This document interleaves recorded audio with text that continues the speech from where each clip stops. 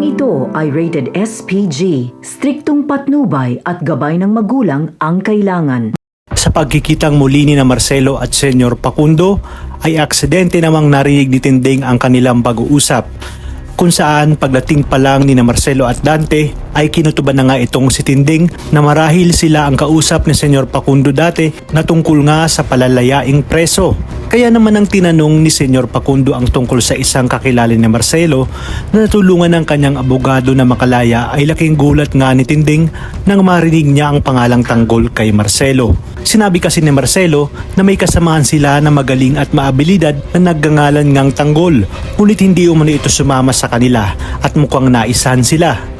Ngunit wag umanong mag-alala si Senyor Facundo dahil hindi sila titigil hanggat hindi sumasama sa kanila si Tanggol, kung kaya't laking tuwa ni Tinding dahil sa wakas ay nakalaya na ang kanyang apong si Tanggol.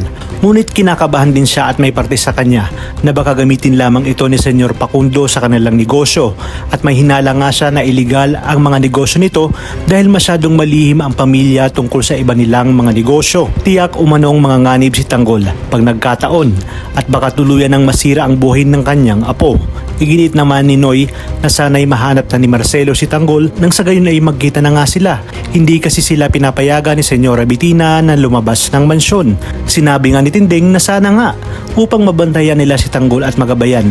Sila umano ang magiging mata ni Tanggol sa mansyon, at sa oras na malaman nila nagagamitin ni Senyor Facundo si Tanggol na ikakapahamak nito ay siya nga daw mismo ang magbibigay babala kay Tanggol.